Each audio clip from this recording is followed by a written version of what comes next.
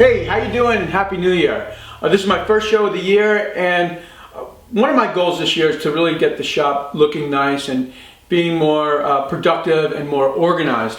So I've got a pretty small shop. It measures basically about 15 by 25, and with a small shop like that you really need to utilize any available space.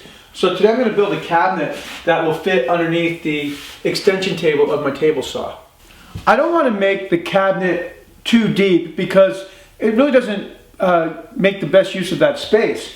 So what I am going to do is make a box that's about maybe 19 inches, and that will give me an opening here, and I can put big things like maybe a compressor.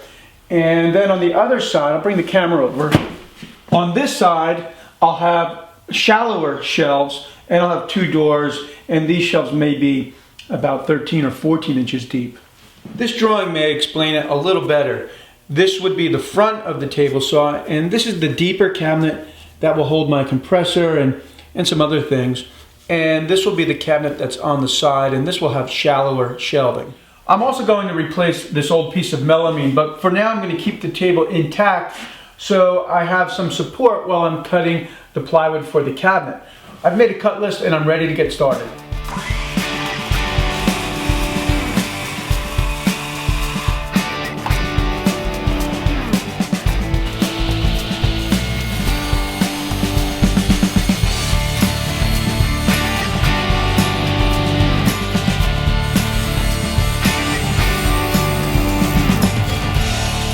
Well, I finished cutting most of my pieces of plywood, and now I'm finding out where I want the dividers for the little pockets that will hold the compressor and then the shelves over here.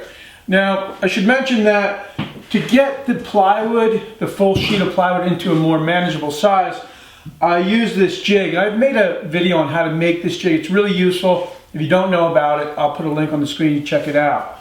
It just makes handling a 4x8 sheet of plywood that much easier. I like to get things into a manageable size, and then I run them through the table saw. The compressor measures about 16 inches, but I'm going to make this space here about 19 and a half, and that'll give me some room to put a few nail guns in or compressor hoses.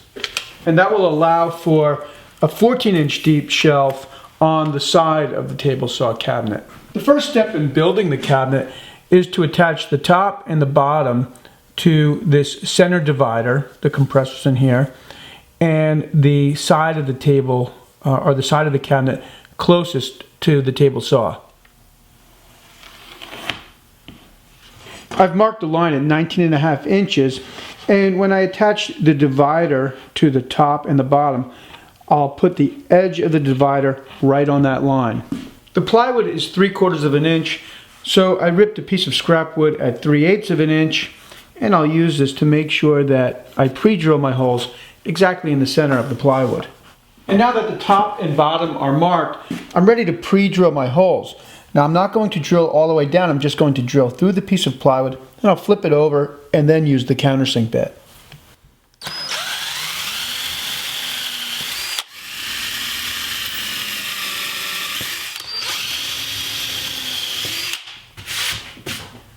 So this is the inside of the cabinet. Now I'm going to flip the piece over, and this is the outside of the cabinet, so I want to countersink those holes to put the head of the screw a little bit below the surface of the plywood. Now that I've got all the holes pre-drilled and countersunk, I'm ready to start assembling the cabinet. And I'm going to use this quick grip clamp to help hold the center divider in place.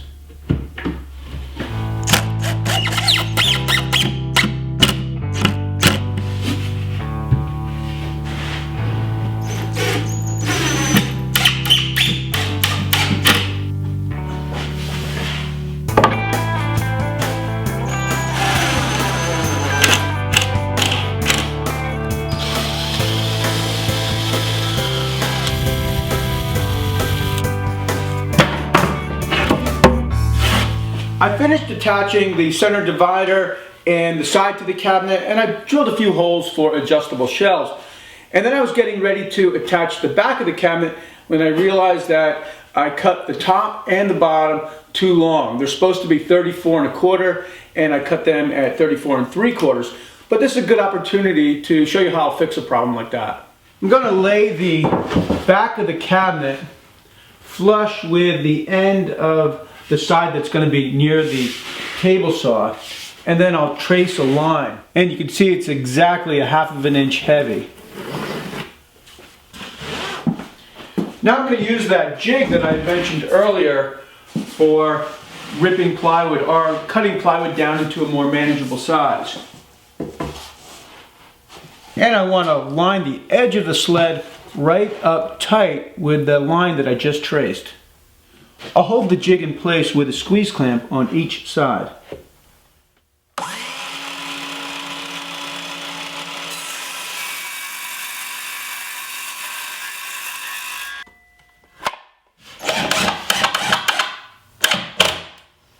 Alright, well, I've pre-drilled and countersunk holes in the back, and I've attached it to the cabinet. Now, I should make clear that this is the back of the deeper cabinet, and it's actually the side of the shallow cabinet on the end. Well, now I'm getting ready to attach the side of the cabinet, and I want to put a poplar face frame on the cabinet which will hide the end grain of the plywood. So before I attach the side to the cabinet, I'm going to attach a piece of poplar to hide the end grain of the plywood, and that will also look like a face frame on the front.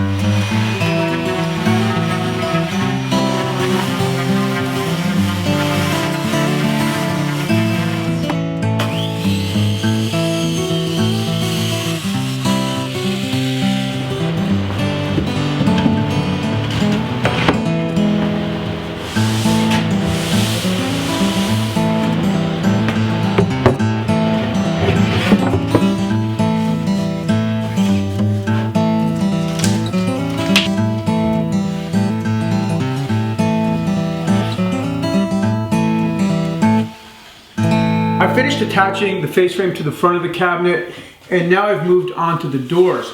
I'm using 3/4 inch plywood, birch plywood, for all of the doors, and I'm using a iron-on edge banding to clean up the door and give it a nicer look, and it's the same iron-on banding that I used on the shelves. I like to attach the banding to the top and the bottom of the door first. Cut the banding flush with a utility knife, and then band the edges on the sides of the doors.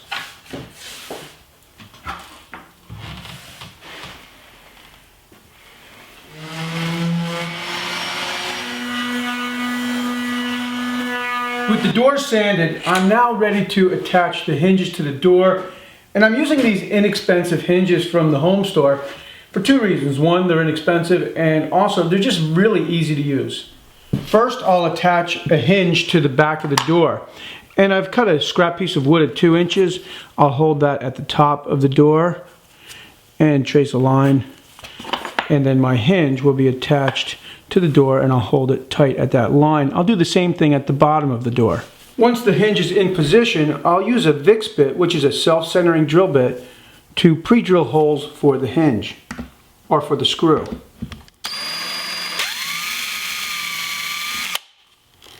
And I'll get my first screw in, and then I'll pre-drill the other 2 holes.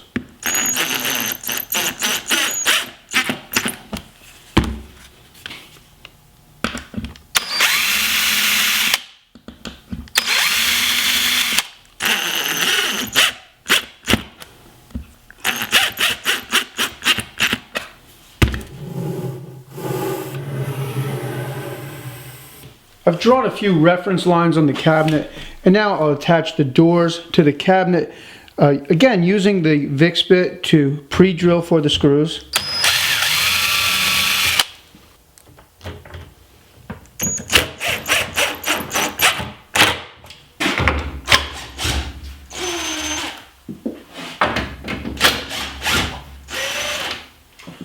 Okay, well, I've finished the cabinet and I finally get to remove this old melamine top and replace it with something nicer.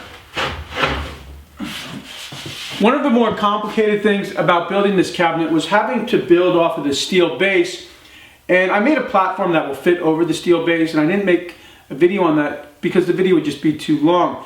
But I'm going to install this platform right now. It's basically a 3/4 inch piece of plywood with a hole cut right here that will allow this caster to rotate.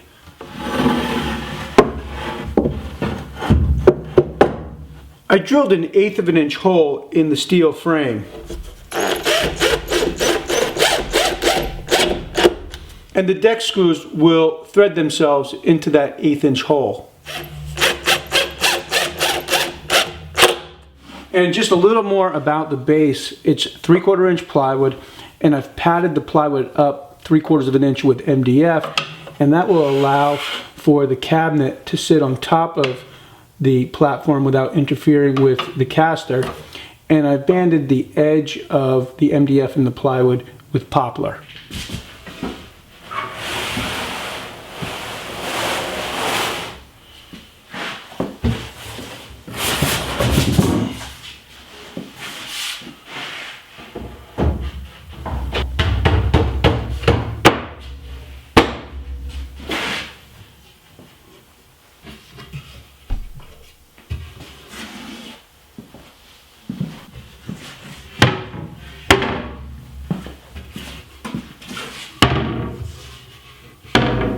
Alright, well, I've pretty much run out of time for today. I am going to finish the cabinet, and I'm going to use this polyacrylic by Minwax. And a big reason for that is it dries really fast. I used it on the base, and I think it works pretty good. I still need to make the handles for the doors, and I want to clean this edge up with probably maybe a piece of 1x3 on the front there. I hope you'll tune in for it. As soon as I get that video done, I'll put a link on the screen. Thanks for tuning in.